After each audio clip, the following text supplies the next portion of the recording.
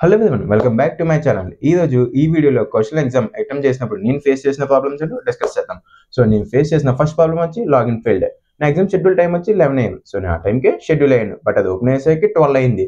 So మీ problem face చేయకుండా ఉండాలనుకుంటే at least మీ యొక్క షెడ్యూల్ టైంకి 1 hour ముందుగానే లాగిన్ అవ్వండి. ఒకవేళ సర్వర్ ఇష్యూ వచ్చినా మీ యొక్క లాగిన్ టైంకి ఓపెన్ అయిపోద్ది.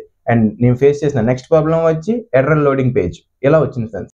మీరు ఇక్కడ చూస్తే డాష్‌బోర్డ్‌లో అసెస్మెంట్స్‌లో ఎర్రర్ లోడింగ్ అసెస్మెంట్స్ అని వచ్చింది కదా! బహుశా అది పైనున్న పెండింగ్‌ల వల్ల వచ్చిందేమో అనుకున్నాను.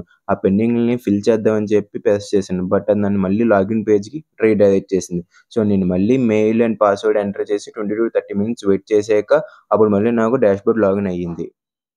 ఈసారి మాత్రం ఇక్కడ చూస్తే మనకి అసెస్మెంట్స్‌లో టేక్ నో అని చూపిస్తుంది. సో నేను డైరెక్ట్‌గా స్కిల్ అసెస్మెంట్‌లోకి వెళ్ళిపోయి టేక్ నో అని ఎంటర్ చేశాను. అక్కడ అడిగిన పర్మిషన్స్ అన్నిటికి అలౌ ఇచ్చాను. అప్పుడు సడెన్‌గా బఫర్ అయ్యి 310 ఎర్రర్ అని చెప్పి చూపించింది. నాకేం చేయాలో అర్థం కాలేదు. సో నేను పేజ్‌ని రిఫ్రెష్ చేశాను. అదేమో నన్ను డాష్‌బోర్డ్‌కి రీడైరెక్ట్ చేసి స్కిల్ అసెస్మెంట్ ఇన్ ప్రాసెస్ అని చూపించింది.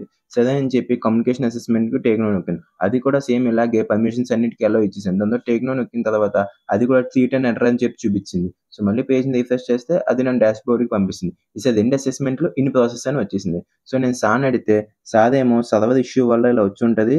మనం తర్వాత ట్రై చేద్దాం అని అన్నారు.